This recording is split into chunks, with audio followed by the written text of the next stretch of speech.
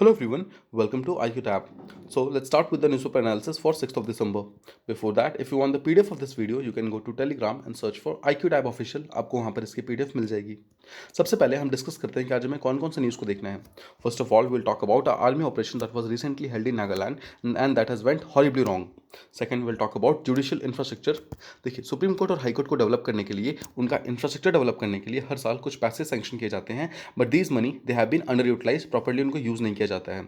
Third, we'll talk about Dhawan 1. Now, this is a cryogenic engine that has recently been built by a private body called as Skyroot Technologies, जो कि हैदराबाद के अंदर एक startup है. ठीक है, उसने बिल्टअप किया है. हम इसके बारे में प्रॉपर्ली बात करेंगे. Then will talk about mount Semeru. Recently erupt हुआ है. ये जावा आइलैंड के ऊपर प्रेजेंट है, जो कि इंडोनेशिया के अंदर प्रेजेंट है. ठीक है, वहीं पर ये आइलैंड वोल्केनो रिसेंटली इरप्ट हुआ है. हम इसके बारे में बात करेंगे. And finally will talk about impact of pollution on human health. So let's start with the discussion. The first topic is about army operation in Nagaland that has went horribly wrong. देखिए, हुआ क्या है कि total 13 civilians मारे गए हैं Nagaland by Indian army. ठीक है, इंडियन आर्मी के कारण टोटल 13 सिविलियंस मारे गए हैं, जो कि एक एम्बुश किया था इंडियन आर्मी ने, और वो इंडिया म्यांमार के बॉर्डर पे एक्चुअली इंसर्जेंट्स का वेट कर रहे थे, बट गलत इन्फॉर्मेशन होने के कारण कुछ सिविलियंस मारे गए हैं. देखिए, हुआ ये है, जो इंडियन आर्मी है लगातार सेपरेटिस्ट और मिलिटेंट से फाइट कर रही है एट इंडिया म्यांमार बॉर्डर. अगर आपको कल का डिस्कशन याद होगा, उसमें भी हमने प्रॉपर्ली बात की थी. जो इंडिया म्यांमार का जो बॉर्डर है, वहाँ पर इंसर्जेंसी और मिलिटेंसी बहुत ज़्यादा देखी जाती है. इसलिए जो इंडियन आर्मी, देखिए, एक तो आर्मी है और साथ में असम राइफल्स जो है, ये दोनों वहाँ पे डिप्लॉयड है. दोनों ही साथ में मिलकर इस प्रॉब्लम को सॉल्व करने की कोशिश कर रहे हैं, बट इसके बावजूद यहाँ पर प्रॉब्लम ठीक से सॉल्व नहीं हो पा रही है. इसी कारण अभी एक रिसेंटली एक इन्फॉर्मेशन मिला था कि कोई इंसर्जेंट्स के ग्रुप है जो कि उसी रास्ते से जाने वाला है. तो इंडियन आर्मी का एक पेट्रोल गाड़ी जो है वहाँ पे वेट कर रहा था, बट एक्चुअली वो इन्फॉर्मेशन गलत निकली, और वहाँ पर कुछ माइनर्स थे जो कि एक्चुअली काम वगैरह करके अपने वापस अपने घर जा रहे थे, एंड उनकी गाड़ी के ऊपर ओपन फायर कर दिया इंडियन आर्मी ने, जिसके कारण टोटल 6 लोग मारे गए, 6 सिविलियंस मारे गए. उसके बाद जब इंडियन आर्मी उस पर्टिकुलर विलेज में पहुंची जहाँ के वो लोग थे, तो वहाँ पर जो मॉब था, मतलब जो लोग थे वहाँ के, उन्होंने ट्रुप्स को कन्फ्रंट करना स्टार्ट कर दिया, मतलब इंडियन आर्मी पे अटैक करना स्टार्ट कर दिया, जिसके कारण एक रिटेलिएशन में फायरिंग हुई, जिसमें 7 लोग और मारे गए. तो 6 लोग पहले मारे गए थे, फिर बाद में 7 लोग मारे गए. Total 13 people they have already been killed. Now आपको समझना यह है कि this is not the first time जब इंडियन आर्मी पे आरोप लगाए गए हैं कि उन्होंने किसी इनोसेंट्स को टारगेट किया है. ठीक है, ऐसा पहले भी हो चुका है. हमें ये टोटली अवॉइडेबल है, हमें इसको पूरी तरीके से रोकने की ज़रूरत है. नाउ ये जो इंसिडेंट हुआ है, ये ओटिंग विलेज के अंदर हुआ है, जो कि मॉन डिस्ट्रिक्ट इन नागालैंड के अंदर प्रेजेंट है, जो कि म्यांमार के जस्ट बॉर्डर पे है. अगर आप इस मैप को देखेंगे, देखिए, आपको सबसे पहले याद होना चाहिए कि जो हमारे नॉर्थ ईस्टर्न स्टेट्स हैं, वहाँ पे सबसे टॉप पे है Arunachal Pradesh, then comes Nagaland, then comes Manipur, and finally comes Mizoram. तो अरुणाचल, नागालैंड, मणिपुर, मिजोरम, ये चारों ही जो है म्यांमार को टच करते हैं. ठीक है, तो म्यांमार को टच करने वाले टोटल 4 इंडियन स्टेट्स हैं: अरुणाचल, नागालैंड, मणिपुर एंड मिजोरम. आपको इसके बारे में ध्यान रखना है. ये जो नागालैंड है, नागालैंड का जो बिल्कुल नॉर्दर्न मोस्ट पार्ट देखेंगे हम, वहाँ पर एक मॉन टाउन प्रेजेंट है, जो कि देखिए म्यांमार के जस्ट पास में है. दिस इज म्यांमार, इसके जस्ट बॉर्डर पे मॉन टाउन प्रेजेंट है. यहीं पर ये इंसर्जेंसी रिसेंटली हुआ है. वो आर्मी की पैरा कमांडो की एक ट्रुप थी जिन्होंने ये फायरिंग की है. ठीक है, जिसकी जो कि म्यांमार के बॉर्डर पे एक्चुअली इंसर्जेंट्स का वेट कर रही थी, बट वहाँ पे एक्चुअली सिविलियंस पहुंच गए. टोटल 6 सिविलियंस पहले मारे गए, उसके बाद 7 सिविलियंस आगे क्रॉस फायरिंग के अंदर भी मारे गए. ठीक है, उसके बाद क्या हुआ, बहुत सारे लोगों ने, उस विलेज के लोगों ने असम राइफल्स के कैंप पे अटैक कर दिया, जिसके कारण एक और सिविलियन वहाँ पे मारे गए. टोटल 14 लोगों की ऑलरेडी डेथ हो चुकी है. ठीक है, देखिए, इसके कारण क्या हुआ है, यहाँ पर एफ्सपा को इम्पोज कर दिया गया है. एफ्सपा क्या होता है? Arm forces special power act. इस पर्टिकुलर एक्ट के अंदर जो इंडियन आर्मी है और जितने भी सिक्योरिटी फोर्सेस हैं, उनको कुछ स्पेशल पावर दी जाती है. ठीक है, तो इसके कारण क्या हुआ है, नेट और एसएमएस सर्विसेज इन नागालैंड का उस पर्टिकुलर एरिया में पूरी तरीके से बंद कर दिया गया है. इसके अलावा नागालैंड के अंदर एक फेस्टिवल होता है that is called as hornbill festival. उसके अंदर भी बहुत सारे ट्राइब्स ने पुल आउट कर लिया है, मतलब वो उसके अंदर पार्टिसिपेट नहीं कर रहे हैं. This is a sign of protest. एक टाइप का रेजिस्टेंस का साइन है, जो वहाँ पे लोग हैं वो शो कर रहे हैं कि हम इस पर्टिकुलर फेस्टिवल में ना जाकर एक्चुअली हम इंडियन गवर्नमेंट के अगेंस्ट प्रोटेस्ट कर रहे हैं. अब देखिए, आपको यहाँ पर समझना है कि जो इंडिया यानी किसी भी कंट्री की जो सिक्योरिटी होती है, वो 2 पार्ट में डिवाइडेड होती है. एक होता है एक्सटर्नल सिक्योरिटी और एक होता है इंटरनल सिक्योरिटी. एक्सटर्नल सिक्योरिटी का मतलब है जो कि बॉर्डर एरियाज पे होती है. ठीक है, जो एक्सटर्नल ग्रुप से, मतलब किसी और कंट्री से जो सिक्योरिटी करनी होती है, वो बॉर्डर्स पे होती है, and that comes under ministry of defence. ठीक है, और जो इंटरनल सिक्योरिटी होती है, जैसे इंसर्जेंसी हो गई, नक्सलिज्म हो गया, ये सब, इन सब से जो संभालता है, that is under ministry of home affairs. तो ये जो पर्टिकुलर चीज़ हुआ है, इंसर्जेंट्स के अगेंस्ट अटैक था, यानी कि वो इंटरनल सिक्योरिटी का मामला था. तो वहाँ पर जो मिनिस्टर ऑफ होम अफेयर्स हैं, जो अमित शाह हैं, उन्होंने बोला है कि हम एक स्पेशल इन्वेस्टिगेशन टीम बनाएंगे और कोशिश करेंगे कि हम पूरी तरीके से जस्टिस प्रोवाइड करें उन सारे लोगों को जो भी अफेक्ट हुए हैं इस पर्टिकुलर चीज़ में. और इसके अलावा आर्मी ने यह भी बोला है कि हम एक कोर्ट ऑफ इंक्वायरी बैठाएंगे और हर वो पर्सन जिसकी डेथ हुई है उसको 5 लाख रुपीज़ दिए जाएंगे. But again you should remember that 5 lakh rupees is not equal to the lives of people which has been lost. Now आपको समझना है कि this has recently been held in Oting village in Nagaland small district, ठीक है। अब यहाँ पर नागा पीस टॉक्स ऑलरेडी चल रहे थे। आपको यहाँ पर समझने की जरूरत है कि 1960s एंड 1970s में भी यहाँ पर ऑलरेडी ऐसे कुछ केसेस हुए थे जहाँ पर इंडियन आर्मी और असम राइफल्स के कारण कुछ सिविलियंस मारे गए थे। उसके कारण नागालैंड के जो लोग थे वो प्रॉपरली रिस्पॉन्ड नहीं करते हैं टू इंडियन गवर्नमेंट। तो उसी कारण रिलेशन को इंप्रूव करने के लिए नागा पीस टॉक्स चल रहे हैं जो कि इंडियन गवर्नमेंट कर रही है विद सम ग्रुप्स, नागालैंड के कुछ ग्रुप से कर रही है, राइट। उस ग्रुप्स का नेम है NSCN, that is nationalist socialist council of Nagaland. ये वो लोग हैं जो कि नागालैंड के लोगों के बिहाफ पे इंडियन गवर्नमेंट से प्रॉपरली बातचीत करते हैं। देखिए अभी तक ये बातचीत करने को रेडी नहीं थे, बट इंडियन गवर्नमेंट के लगातार कोशिश करने के बाद कुछ groups, few groups, they have come to the negotiating table. कुछ लोग ऐसे हैं जो कि बातचीत करने के लिए टेबल पे आए थे। बट द पॉइंट इज कि इस पर्टिकुलर इंसिडेंट के बाद हो सकता है कि पब्लिक एंगर के कारण ये लोग भी वापस चले जाएं और ये लोग भी प्रॉपर्ली बातचीत करने के वापस ना आए, जिसके कारण हम नागा पीस टॉक्स यानी कि नागालैंड के लोगों से जो फिर से रिज्यूम करना चाहते हैं हर चीज़ को, वो अच्छे से नहीं हो पाएगा। This particular operation it has gone horribly wrong. और इसने एक इंडिकेशन दिया है, मतलब ये एक ऐसा शो कर रहा है कि it has given a idea of India versus Naga people. मतलब देखिए अगर तो ये स्टेट गवर्नमेंट से ऐसी गलती हुई होती तो उसको तो हम पॉलिटिकल रीजन के कारण बोल सकते थे कि वो पॉलिटिक्स का इशू है। बट यहाँ पर इंडियन आर्मी यानी कि central government is directly responsible. तो यहाँ पर जो पिक्चर बन रहा है that is India versus Naga people, ठीक है। उसके कारण जो कुछ जो इंसर्जेंट्स ग्रुप्स थे, ठीक है, वो टेम्परेली सही, बट उनका जो पलड़ा है वो थोड़ा कंपैरेटिवली भारी है as compare to Indian government, ठीक है। तो यहाँ पर हमें समझने की जरूरत है और इस चीज़ को बहुत ही माइन्यूटली और बहुत ही डिटेल्स के साथ इसको संभालने की जरूरत है, इस पर्टिकुलर चीज़ को। देखिए this incident it will force even the pro India groups, बहुत सारे ऐसे ग्रुप्स भी थे जो कि इंडिया की तरफ थे, उनको भी पब्लिक सेंटिमेंट के कारण इंडिया से दूर जाना पड़ेगा। देखिए NSCN जो है nationalist socialist council of Nagaland, उसके अंदर बहुत सारे डिफरेंट फैक्शंस हैं, मतलब बहुत सारे ग्रुप्स हैं। उसके अंदर सिर्फ एक और ग्रुप है that is called as IM। सिर्फ यही है जो कि एक्चुअली नागा पीस अकॉर्ड को रोक के रखा हुआ है, जो आज तक स्टम्बल कर रहा है इस चीज़ को, मतलब इस पर्टिकुलर पीस अकॉर्ड को साइन नहीं करने दे रहा है। बाकी जितने भी नागा ग्रुप्स हैं जो कि NSCN का पार्ट है, उन सब ने एक्सेप्ट कर लिया है। वो चाहते हैं कि ये डील हो जाए ताकि उस पर्टिकुलर एरिया में अंदर पीस स्टैब्लिश हो जाए, एफस्पा बंद हो जाए। एफस्पा एक्चुअली वहाँ पर इम्पोज है तो वो बंद कर दिया जाए और वहाँ पे लोग शांति से रह सकें। बट ये जो NSCN IM है ना, वो नहीं चाहता है, वो मतलब अभी भी इस चीज़ के अपोज में बैठा हुआ है कि हम इस पर्टिकुलर पीस टॉक को कंप्लीट नहीं होने देंगे। नाउ देखिए ये पर्टिकुलर इंसिडेंट जो इंडियन आर्मी के कारण हुआ है, यहाँ पर NSCN IM का पलड़ा ऑलरेडी भारी जो था ऑलरेडी, वो अब फिर से भारी हो गया है। और साथ ही साथ ऐसे पर्टिकुलर पॉलिटिकल ग्रुप्स जो कि इंडिया के साथ थे अब तक, वो भी अब धीरे धीरे पीछे जा रहे हैं, ठीक है, वो भी उसके अगेंस्ट जा रहे हैं। इसके अलावा देखिए जो वहाँ पे जो इंसर्जेंट ग्रुप्स हैं उनका एक बॉडी है, उसे कहते हैं नागा नेशनल पॉलिटिकल ग्रुप, ठीक है। उन्होंने अपने आप को ये नेम दिया हुआ है। इसके अंदर total 7 Nagaland based insurgent groups हैं जो कि अभी तक सपोर्ट कर रहे थे पीस टॉक्स को, अब वो भी धीरे धीरे पीछे जा रहे हैं। और वो किस चीज़ को ब्लेम कर रहे हैं? वो ब्लेम कर रहे हैं एफस्पा एक्ट को। एफस्पा जो 1956 में लाया गया था, arm forces special power act. इस पर्टिकुलर एक्ट के तहत इंडियन आर्मी को कुछ स्पेशल पावर्स दी जाती हैं जिसके तहत वो इंसर्जेंसी को, मिलिटेंसी को रोकने में कामयाब हो पाता है।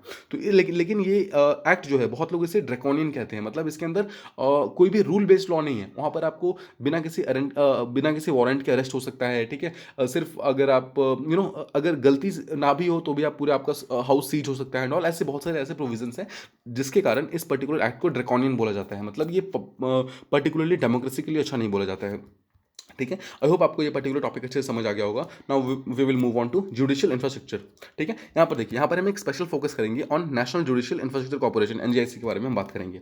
देखिए टोटल 981 करोड़ सेंक्शन किया गया था लास्ट ईयर 2019-20 का जो फाइनेंशियल ईयर था, उसमें टोटल 981 करोड़ सेंक्शन किया गया था for the development of infrastructure in the courts, ठीक है। और इस पर्टिकुलर किस स्कीम के अंदर किया गया था? It was done under centrally sponsored scheme. तो CSS जो एक स्कीम है, central sponsored scheme for development of courts, ये नाम का एक स्कीम है जो कि 1993 में स्टार्ट किया गया था। 1993 से 1994 के बीच में स्टार्ट किया गया था। और उसके तहत कुछ पैसे दिए जाते हैं कोर्ट्स को ताकि कोर्ट अपने आप को डेवलप कर सके और कोर्ट्स का जो इंफ्रास्ट्रक्चर वगैरह उसको डेवलप कर सके।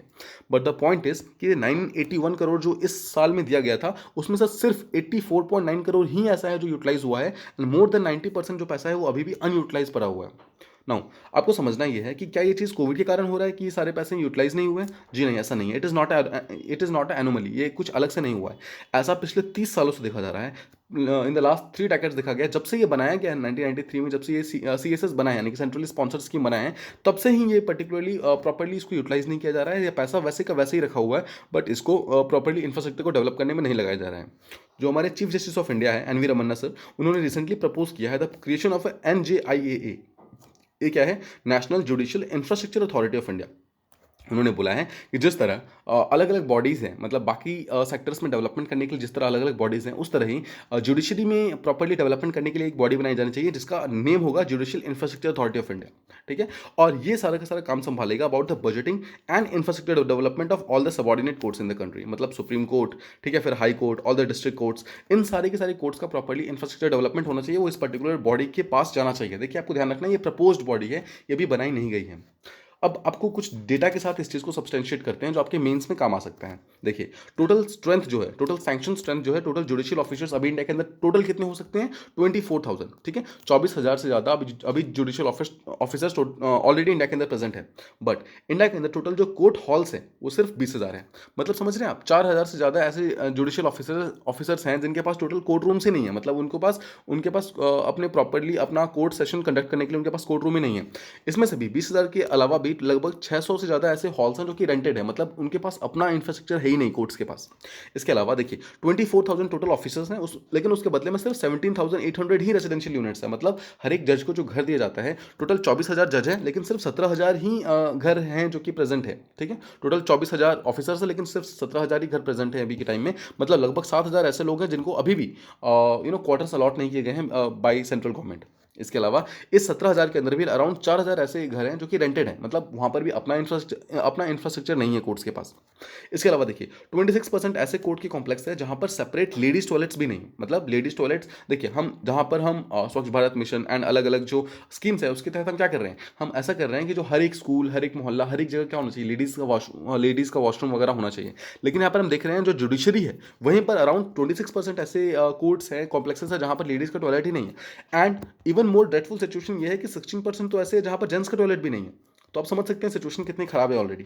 इसके अलावा 32% ऐसे कोर्ट रूम्स हैं जहाँ पर रिकॉर्ड रूम्स ही नहीं है। देखिए, रिकॉर्ड रूम वो प्लेस होता है जहाँ पर सारा का सारा इन्फॉर्मेशन वगैरह, फाइल्स, लेजर्स, ये सब रखे जाते हैं। नाउ 32%, मतलब समझ रहे हैं आप, हर 100 में से सिर्फ 70 ही ऐसे कोर्ट रूम्स है जहाँ पर, मतलब कोर्ट रूम्स है जहाँ पर रिकॉर्ड रूम्स है।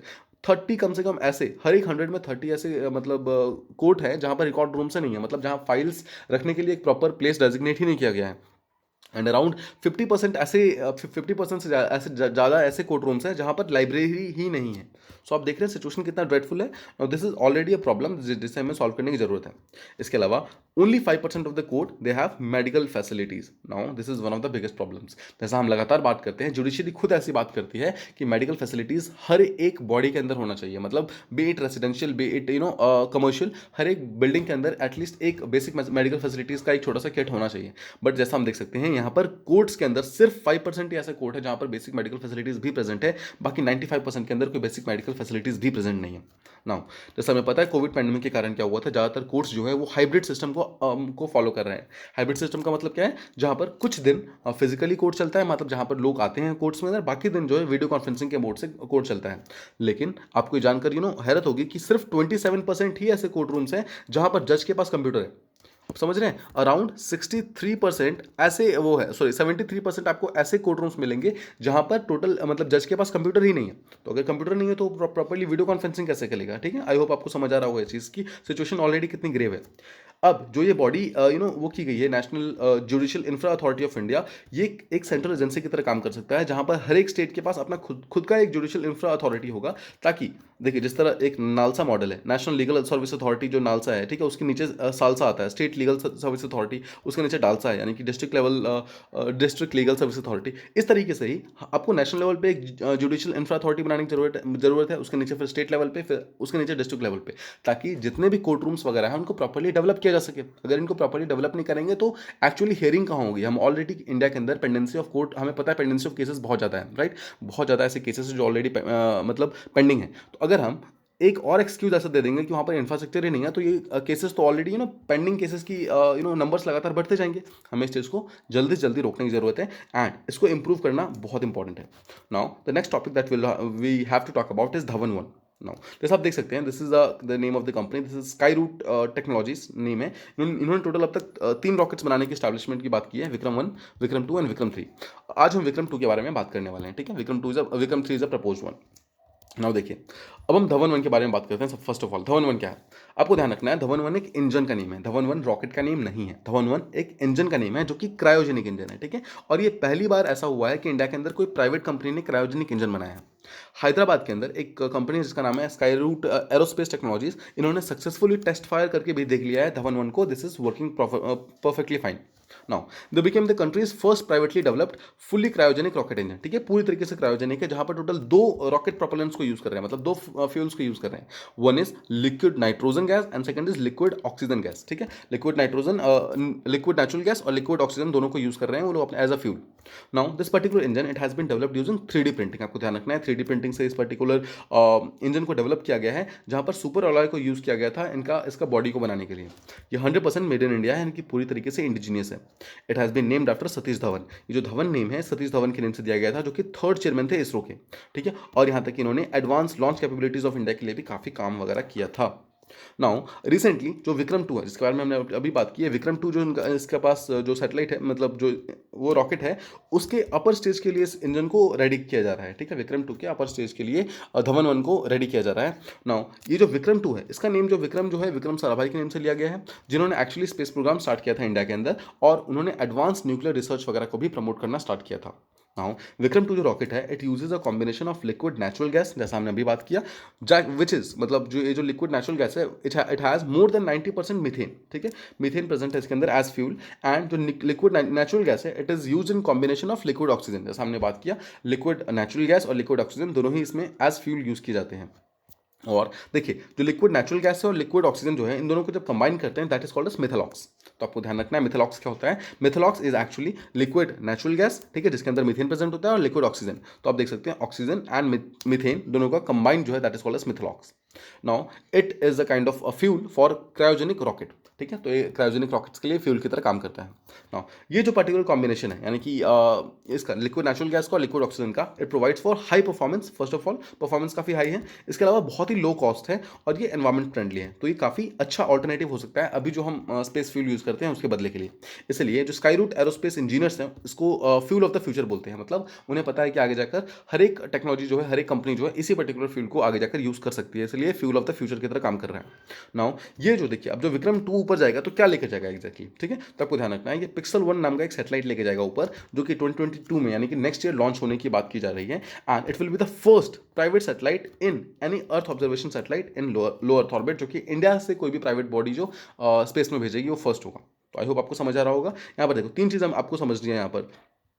ओके देखिए यहाँ पर आपको 3 चीज़ें समझनी है। First of all what is Dhawan, Dhawan 1, ठीक है। उसके बाद आपको समझना है विक्रम 2 क्या है, एंड देन आपको समझना है पिक्सल 1 क्या है। तो जो धवन 1 है that is the name of engine, ठीक है। इंजन कौन सा, इंजन इस चीज़ का, ये एक रॉकेट है, ठीक है। ये विक्रम जो है रॉकेट है, इसका इंजन है उसका नाम है धवन, एंड फाइनली पिक्सल 1 क्या है, ये जो रॉकेट है ये इस सैटेलाइट को लेके जाएगा, यानी कि सैटेलाइट का नेम है पिक्सल 1। आई होप आपको ये पर्टिकुलर चीज़ प्रॉपर्ली समझ आ गई होगी। Now the next topic is about mount Semeru. आप देख सकते हैं eruption, this is the latest picture, आप देख सकते हैं कितना ज़्यादा इसने हैवक ऑलरेडी क्रिएट कर दिया है। नाउ माउंट सिमेरो जो है it is the tallest mountain in Java island. Java island जो है इंडोनेशिया के अंदर प्रेजेंट है, जहां पर उसने आसपास के हर विलेज को ऐश से और हॉट क्लाउड से ब्लैंकेट कर दिया, मतलब पूरी तरीके से ढक दिया है। ये जावा के ईस्टर्न पार्ट में प्रेजेंट है, जहां पे लोग पैनिक होकर इधर से उधर भाग रहे हैं। टोटल 11 से ज़्यादा विलेजेस ऑलरेडी ऐसे हैं जो कि वोल्केनिक ऐश के अंदर दब चुके हैं, जिसके अंदर हाउसेस व्हीकल सब कुछ अंदर अंदर दब गए हैं, जिसके कारण किसी को भी भागने का ज़्यादा टाइम नहीं मिल रहा है, ठीक है। देखिए इसके अलावा ऑलरेडी एक रिस्क चल रहा है कि अगर यहाँ पर हैवी रेन हो गए तो जो ऐश जो अभी तक हवा में है वो क्या होगा, ऐश नीचे पानी के साथ नीचे आ जाएगा और पूरा एक ब्लैंकेट क्रिएट कर देगा, जहां पर दूर दूर तक वो जो देखिए अभी तक क्या है, ऐश जो है जहां ऊपर है वहीं पर नीचे धीरे धीरे जाकर सेटल हो जाएगा। बट अगर बारिश आ गई तो वो एक रिवर के फॉर्म में वो ऐश फ्लो होना स्टार्ट हो जाएगा, और वो ऐश इतना ज़्यादा इतना ज़्यादा हैवी होता है कि वो आसपास के हर एक एरिया को सबमर्ज कर सकता है अपने अंदर। नाउ इंडोनेशिया जो है पैसिफिक रिंग ऑफ फायर के अंदर प्रेजेंट है। नाउ फर्स्ट ऑफ ऑल हम लोकेशन देखते हैं इंडोनेशिया के बारे में। देखिए आपको ये वर्ल्ड मैप दिख रहा है, वर्ल्ड मैप में आप साउथ ईस्ट एशिया को देखिए, यहाँ पर आपको जो ये पार्ट दिख रहा है दिस इज कॉल्ड एज, ये है हमारा पूरा इंडोनेशियन आइलैंड। इंडोनेशिया के बिल्कुल बीच में अगर आप देखेंगे दिस इज जावा आइलैंड, इसी के बारे में हम अभी बात कर रहे हैं। अभी आपको समझ आ गया दिस इज इंडोनेशिया आइलैंड, और इंडोनेशिया के बिल्कुल बीच में यहाँ पर जावा आइलैंड प्रेजेंट है। नाउ जावा आइलैंड को अगर हम एनलार्ज करेंगे तो आप देख सकते हैं ये फुल इंडोनेशिया, ये सब जो है सारे का सारा इंडोनेशिया है, इसमें ये पार्ट जो है दिस इज जावा आइलैंड, ठीक है। जावा आइलैंड को अगर हम और ज़्यादा मतलब जूम इन करेंगे तो ये 3 पार्ट में डिवाइड हो जाता है, सेंट्रल, वेस्टर्न और ईस्टर्न। ईस्टर्न का जो आप ये आइलैंड देख रहे हैं, ये पर्टिकुलर वोल्केनो देख रहे हैं, दिस इज सुमेरो आइलैंड, सुमेरो वोल्केनो, इसी के बारे में हम अभी बात कर रहे हैं, ठीक है। इसके अलावा माउंट मेटापी अगर आप यहाँ देखेंगे, ये सेंट्रल इंडोनेशिया यानी सेंट्रल जावा के अंदर प्रेजेंट है, इसके बारे में आपको ध्यान रखना है। एंड यहाँ पर आप देख सकते हैं छोटे से आइलैंड के अंदर, मतलब जावा आइलैंड जो कि बहुत छोटा सा आइलैंड है, उसके अंदर ऑलरेडी अराउंड 20 से ज़्यादा वोल्केनोज ऑलरेडी प्रेजेंट हैं। तो आप समझ सकते हैं यहाँ पर डेंसिटी ऑफ वोल्केनोज कितनी ज़्यादा है। तो यहाँ पर देखिए इस पर्टिकुलर आइलैंड में यानी कि इंडोनेशिया में ऑलरेडी 130 से ज़्यादा एक्टिव वोल्केनोज प्रेजेंट है। आप ध्यान रखिए 130 है और सारे के सारे एक्टिव है, ठीक है। तो आप समझ सकते हैं यहाँ पर सिचुएशन कितनी ड्रेडफुल होगी, जहाँ पर लगातार ही कोई ना कोई जो वोल्केनो है वो इरप्ट होता रहता है। आई होप आपको इसका लोकेशन प्रॉपर्ली समझ आ गया होगा। नाउ देखिए पैसिफिक रिंग ऑफ फायर क्या होता है। पैसिफिक रिंग ऑफ फायर ये एक एक सर्कल है, एक टाइम का एक हॉर्सशू शेप्ड है, जहाँ आप देख सकते हैं ये दिस इज इंडिया, ठीक है। इंडिया के आसपास देखिए ये पर्टिकुलर आइलैंड जो यहाँ पे जापान, साउथ कोरिया इन सबको टच करते हुए ऊपर नॉर्थ अमेरिका, साउथ अमेरिका होते होते ये जो आप देख रहे हैं, ये जो सर्कल बना रहा है, ठीक है, ये जो हॉर्सशू शेप बना रहा है, इसमें जितने भी ट्रायंगल शेप हैं वो सारे के सारे आइलैंड, सारे के सारे वोल्केनिक आइलैंड्स हैं, और ये सारे के सारे एक्टिव वोल्केनिक आइलैंड्स हैं जो कि लगातार इरप्ट होते रहते हैं। तो इसीलिए इस पर्टिकुलर एरिया को पैसिफिक रिंग ऑफ फायर कहा जाता है। पैसिफिक क्यों? फर्स्ट ऑफ ऑल बिकॉज ये पैसिफिक ओशन के प्रेजेंट है। रिंग ऑफ फायर क्यों? बिकॉज ये लगातार लावा को इरप्ट करता है, लावा इरप्ट करता है। Lava, what is lava? Lava is actually a ball of fire, right? That is why it is called as Pacific ring of fire. अगर आपको यहाँ पर एक चीज जो यूपीएससी इसमें कंफ्यूज कर सकता है, आपको यहाँ पर ध्यान देना है। देखिए ऑल्दो इसका नेम क्या है? इसका नेम है Pacific ring of fire, but still it is also present in Indian ocean. Now in this particular part you can see कि ये इंडियन ओशन के अंदर प्रेजेंट है, बट ये हमारा जो यहाँ पर अंडमान निकोबार है वहाँ पे प्रेजेंट नहीं है। आपको याद होगा अंडमान निकोबार के अंदर ऑलरेडी एक एक्टिव वोल्केनो है जिसका नाम है बैरन आइलैंड, ठीक है। जो बैरन आइलैंड है जो कि 2017 में I guess last time erupt हुआ था, ठीक है। तो आपको ध्यान रखना है इसके बावजूद, लेकिन जो हमारा बैरन आइलैंड है वो पैसिफिक रिंग ऑफ फायर का पार्ट नहीं है, बट ये इंडियन ओशन के अंदर प्रेजेंट है। आपको ध्यान रखना है इसके बारे में, ठीक है। आई होप आपको इसका लोकेशन प्रॉपर्ली समझ आ गया होगा। Now let's move on to the next one. Now इसको समझना हमें यह है कि देखिए इरप्शन तो हो गया है, बट क्या हम इस इरप्शन को कभी प्रिडिक्ट कर सकते हैं? क्या हम इसे मतलब एडवांस में पता कर सकते हैं? जैसे हम देखिए रेनफॉल का, वेदर फिनोमिनास का, इसका तो हम प्रॉपर्ली एडवांस में पता कर सकते हैं कि क्या होने वाला है, बट क्या हम किसी इरप्शन को, वोल्केनिक इरप्शन को पहले पता लगा सकते हैं? Now a simple answer is no, ठीक है। हम डायरेक्टली मतलब 100% कंफर्मेशन के साथ प्रिडिक्ट नहीं कर सकते, लेकिन हम एक एस्टिमेट जरूर लगा सकते हैं, एक प्रोबेबिलिटी पता कर सकते हैं, ठीक है। हम 100% नहीं बता सकते, बट उसका हम आइडिया ले सकते हैं। देखिए forecasting an eruption is not a science. First of all इसका कोई साइंस नहीं है इसके पीछे कि हम इसे प्रॉपर्ली फोरकास्ट कर पाएंगे कि नहीं, बट जितने भी वेरिएबल्स वहाँ प्रेजेंट हैं उन सबको प्रॉपर्ली असेस करके हम एक आइडिया ले सकते हैं, एक अंडरस्टैंडिंग ले सकते हैं कि कब एक वोल्केनो जो है प्रॉपर्ली एक फट सकता है या फिर वो कब इरप्ट हो सकता है। नाउ जो पिछली बार जब भी वो इरप्ट हुआ होगा उसके ऐश एंड मड का जो डिपॉजिट प्रेजेंट है उसके अंदर बहुत सारे क्लूज प्रेजेंट होते हैं, जिसके कारण हमें पास्ट के इरप्शन के पैटर्न्स वगैरह पता चल जाएंगे। उससे हम एक आइडिया लगा सकते हैं कि कितने कितने दिनों में नॉर्मली कितने दिनों में ये इरप्ट होता है, उसके हिसाब से हम इवैक्यूएशन के काम वगैरह कर सकते हैं। इसके अलावा माना जाता है कि कुछ ऐसे एनिमल्स भी हैं जिसके अंदर सिक्स्थ सेंस होता है, जो कि किसी भी नेचुरल कैलेमिटी या फिर नेचुरल डिजास्टर को पहले से ही सेंस कर सकते हैं। तो उनके बिहेवियर को हम लगातार मॉनिटर कर सकते हैं, और जैसे ही देखिए हम लगातार मॉनिटर क्यों करेंगे, स्पेशली ऐसे एरियाज में जहां पर लगातार ऐसे वोल्केनोज वगैरह इरप्ट होते रहते हैं, वहां पर हम कुछ एनिमल्स के बिहेवियर को प्रॉपर्ली मॉनिटर कर सकते हैं, ताकि जब भी उनका बिहेवियर चेंज होगा तो हमें एक आइडिया लग जाएगा कि हो सकता है, मतलब एक प्रोबेबिलिटी है कि हो सकता है कि, और मतलब along with other researches and all, जो कि आप बाकी सारे फैक्टर्स को चेक कर ही रहे हैं, उसके साथ में अगर एनिमल के बिहेवियर्स भी चेंज हो गए तो आपको एक आइडिया लग सकता है कि हो सकता है कि अभी कोई वोल्केनो इरप्ट होने वाला होगा, ठीक है। तो ये सब एक आइडिया है सर, लेकिन इसका 100% आपको गारंटी कोई नहीं दे सकता कि कोई वोल्केनो कब इरप्ट होने वाला है। Now it is very hard to pinpoint the exact moment. Pinpoint करना तो बहुत ही मुश्किल है। आप एक टाइम फ्रेम ले सकते हो कि हाँ हो सकता है कि अगले 2 साल के अंदर कभी इरप्ट होगा, लेकिन आप एक पिन पॉइंट मोमेंट नहीं बता सकते हो कि किस टाइम ये एग्जैक्टली इरप्ट हो जाएगा, because it all depends on the pressure. कितना प्रेशर अंदर, मतलब अर्थ के अंदर कितना प्रेशर ऑलरेडी बन चुका है, जिसके कारण अब वो बाहर आ सकता है, राइट। यही तो है volcano. Volcano actually pressure create करता है, और जब वो प्रेशर जो है थ्रेशोल्ड प्रेशर से ज़्यादा हो जाए तो वो बाहर आ जाता है, इरप्ट हो जाता है, राइट। बट आपको ध्यान रखना है, मान लीजिए आपने एक इन्फॉर्मेशन प्रोवाइड कर दिया कि हाँ ठीक है अभी वोल्केनो आने वाला है, इरप्ट होने वाला है, और आपने हर जगह इवैक्यूएशन करा दिया, सारे लोगों को हटा दिया, बट अगर वो नहीं हुआ, मतलब अगर वो इरप्शन नहीं हुआ, तो वहाँ पर एक बहुत बड़ा इकोनॉमिक लॉस हो जाएगा, और लोगों के अंदर साइंटिफिक कम्युनिटी से कॉन्फिडेंस बहुत कम हो जाएगा कि मतलब साइंस जो है प्रॉपर्ली इसको एस्टिमेट नहीं कर पा रहा है, ठीक है। यहाँ पर इसलिए इन प्रोडिक्शंस को प्रॉपर्ली नहीं किया जाता है, मतलब बहुत ज़्यादा फ्रिक्वेंटली नहीं किया जाता है, लेकिन इसके बावजूद कुछ ऐसे प्रोडिक्शंस किए गए थे साइंटिस्ट के जो कि सक्सेसफुल हुए हैं। उसको बारे में हम देखते हैं। 1991 में फिलीपींस के अंदर एक माउंट पिनाटुबो है, ठीक है, पिनाटुबो है, वो इरप्ट होने वाला था, लेकिन उससे पहले ही कुछ साइंटिस्ट ने एक अंदाजा लगाया था कि हो सकता है कि माउंट पिनाटुबो अगले कुछ दिनों के अंदर इरप्ट होगा। उससे पहले ही लगभग 60,000 से ज़्यादा लोगों को वहाँ से इवैक्यूएट करा लिया था, ठीक है। नाउ देखिए सिचुएशन इतनी ज़्यादा ग्रेव हो गई थी कि माउंट पिनाटोबे जो है आगे जाकर सेकंड लार्जेस्ट वोल्केनिक इरप्शन बन गया इन द 20th सेंचुरी। मतलब ये इतना बड़ा वोल्केनिक इरप्शन था कि it went to be the second largest. ठीक है, तो सोचिए अगर ये 60,000 पीपल को अगर वहाँ से इवैक्यूएट नहीं किया जाता तो हमें एक बहुत बड़ी पॉपुलेशन यानी कि लाइफ का लॉस हो सकता था, वहाँ पर बहुत बड़ी प्रॉब्लम क्रिएट हो सकती थी। But that was a there was literally a four sightedness of scientist जिन्होंने इस पर्टिकुलर चीज़ को होने से पहले बचा लिया। उसके बाद 2010 में फिर से इंडोनेशिया के अंदर माउंट मेरापी नाम की जो वोल्केनो है, देखिए जिसके बारे में हमने यहाँ पर बात की थी, यहाँ पर आप देख सकते हैं सेंट्रल मतलब जावा के अंदर प्रेजेंट है माउंट मेरापी। यहाँ पर भी एक इरप्शन होने वाला था, लेकिन उससे पहले ही कुछ साइंटिस्ट ने एक आइडिया लगाया, मतलब एक अंदाजा लगाया कि हो सकता है कि यहाँ पे इरप्शन होगा अगले कुछ दिनों में, और उसके तहत अराउंड 70,000 पीपल को सेफ्टी में लाया गया, जिसके कारण बहुत सारे लोगों की जान बच पाई। तो आप समझ सकते हैं कि 2 बार ऐसा ऑलरेडी हो चुका है कि प्रेडिक्शन सही हुई है, बट बहुत बार ऐसा भी हुआ है कि प्रेडिक्शन सही नहीं हुई है। तो हमें इस चीज़ को बहुत ही फॉर्मली लेके चलने की जरूरत है। Now the last topic that we have to discuss about is impact of pollution on health. हमारी ह्यूमन हेल्थ पे पॉल्यूशन को क्या इफेक्ट पड़ता है, हम उसके बारे में देखते हैं। फर्स्ट ऑफ ऑल आपको पता होना चाहिए कि यूनाइटेड नेशन जो है उसने वार्न किया है that around 9 out of 10 people जो कि अर्थ पे अभी रह रहे हैं, they are breathing polluted air. यानी कि सिर्फ ऐसे ही प्लेसेस नहीं जहां पर पॉल्यूशन ज़्यादा है, बट ऐसे प्लेसेस भी जहां पर पॉल्यूशन ज़्यादा नहीं भी है, वो भी एक्चुअली किसी ना किसी तरीके से डायरेक्टली या इनडायरेक्टली बैड एयर जो हार्मफुल एयर है उसे ही कंज्यूम कर रहे हैं, ठीक है, उसे ही वो ब्रीथ कर रहे हैं। And nobody is safe from pollution, ऐसा यूनाइटेड नेशन का कहना है। टोटल 5 मेन सोर्सेज का क्या है एयर पॉल्यूशन के, उसे हम देखते हैं। फर्स्ट ऑफ ऑल जो बहुत सारे रूरल एरियाज है जहां पर इंडोर बर्निंग होती है फॉसिल फ्यूल्स की, जैसे कोल वुड्स इन सब की, उसके कारण बहुत ज़्यादा एयर पॉल्यूशन क्रिएट होता है। इसके बाद कम्स इंडस्ट्री, जहाँ पर पावर जनरेशन वगैरह होता है, डीजल जनरेटर्स हैं, ठीक है, कोल के प्लांट्स हैं, इन सबसे जो बहुत ज़्यादा धुआं निकलता है उसके कारण भी एयर पॉल्यूशन बढ़ता है। देन कम्स ट्रांसपोर्ट, स्पेशली जो डीजल को यूज़ करते हैं। फोर्थ कम्स एग्रीकल्चर, जिसके अंदर लाइफ स्टॉक वगैरह भी प्रेजेंट है, जिसमें मीथेन, अमोनिया, ठीक है, राइस से जो मीथेन निकलता है ये सब, ठीक है, और बर्निंग ऑफ एग्रीकल्चर वेस्ट जो हमें ऑलरेडी एक क्रॉप रेजिड्यू बर्निंग के बारे में पता है। ये सब प्रॉब्लम जो है एक साथ में मिलकर बहुत सारा एयर को पॉल्यूट करने में कंट्रीब्यूट करते हैं। And finally open waste burning, जिसके पास कोई भी वेस्ट होता है उससे जाकर ओपन में वो उसको जला देता है, बर्न कर देता है। इसके अलावा बहुत सारा ऑर्गेनिक वेस्ट है जो कि लैंडफिल्स के अंदर होता है, जिसके अंदर से मीथेन निकलना स्टार्ट हो जाता है, राइट। ये सारी की सारी वो फैक्टर्स है जिसके कारण हमारे हेल्थ के ऊपर पॉल्यूशन बहुत ज़्यादा इंपैक्ट करना स्टार्ट करता है। Now according to various reports, अगर एयर पॉल्यूशन की बात माने तो एयर पॉल्यूशन जो है it leads to a growing global health crisis, एक हेल्थ क्राइसिस की तरफ बढ़ रहा है जो ऑलरेडी 7 मिलियन डेथ कॉज करता है पर year according to World Health Organization. तो आप देख सकते हैं this is a much bigger number, 7 million यानी कि 70 lakh people they are killed every year because of air pollution. मतलब एयर पॉल्यूशन किसी ना किसी तरीके से कुछ डिजीज ऐसे कॉज करता है जिसके कारण लोगों की डेथ हो जाती है। अराउंड 15 कंट्रीज ऐसी जो कि सबसे ज़्यादा ग्रीन हाउस गैसेस को रिलीज करती है, उनका अगर मॉनेटरी कॉस्ट चेक करें तो अराउंड 4% ऑफ जीडीपी ऐसा है जो कि अफेक्ट हो जाता है लगभग 15 कंट्रीज का because of this air pollution.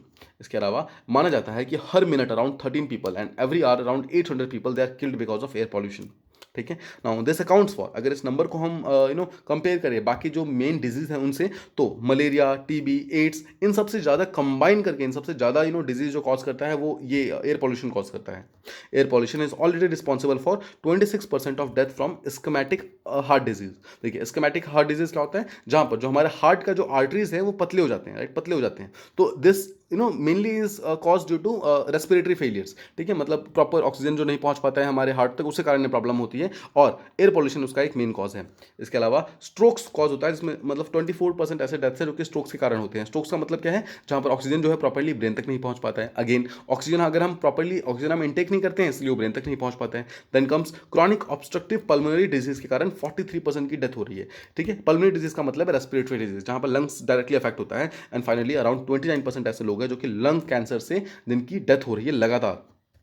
तो आई होप आपको समझ आ रहा है कि सिचुएशन ऑलरेडी कितनी ग्रेव हो चुकी है।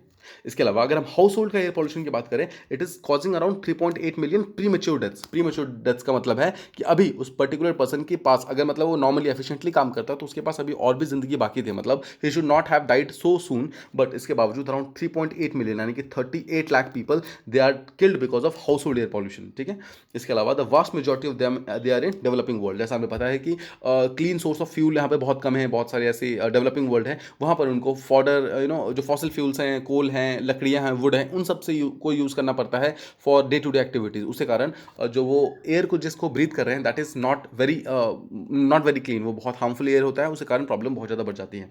एंड इसके अंदर भी जो टोटल डेथ्स होती हैं जो डेवलपिंग कंट्रीज़ के अंदर भी, इसमें 60% से ज़्यादा ऐसी डेथ्स हैं जो कि वुमेन्स एंड चिल्ड्रंस के अंदर होती हैं।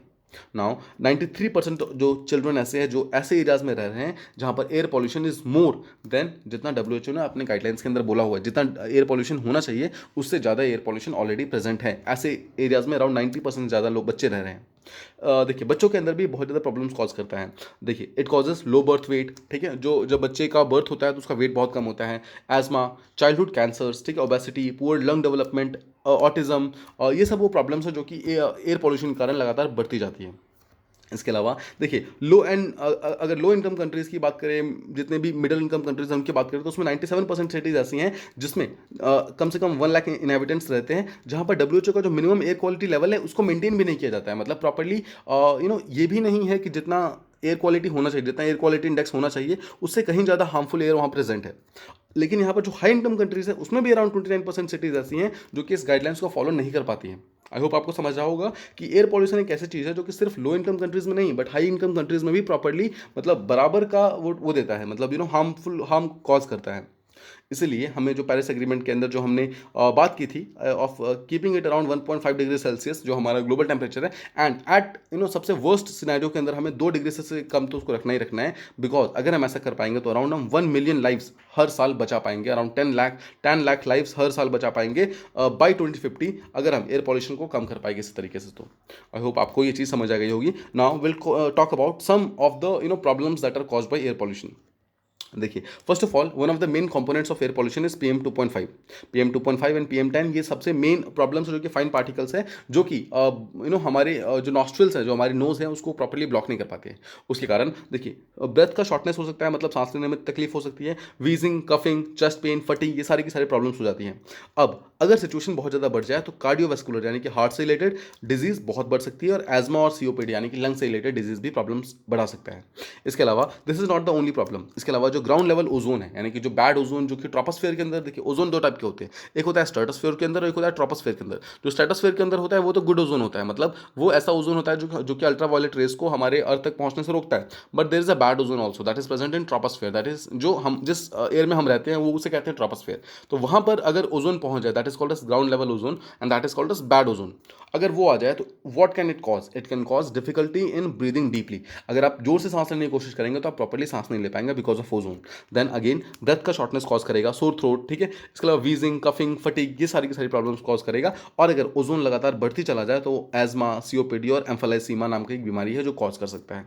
आई होप आपको इस पर्टिकुलर टॉपिक में कोई भी डाउट ना हो और आपको सारी चीज़ें प्रॉपर्ली समझ आ गई होगी। इसके क्वेश्चंस आप प्रीलिम्स और मेंस दोनों में ही यूज कर सकते हैं। इसके फैक्ट्स आपको प्रीलिम्स के लिए याद होने चाहिए और इसके सारे का सारा डेटा, जितना डेटा हमने आज डिस्कस किया उसको आप डायरेक्टली मेंस में यूज कर सकते हैं। Now let's move on to the revision part, जहां पर आपको इसके आंसर ट्रू या फॉल्स के फॉर्म में देने हैं, ठीक है। इसके आंसर हम आपके कल के वीडियो क्लास में डिस्कस करेंगे। द फर्स्ट क्वेश्चन इज कि Mon village is located in India on border with Bangladesh. Second is post pandemic has seen increase of computers for जजेस in courtrooms to more than 50%.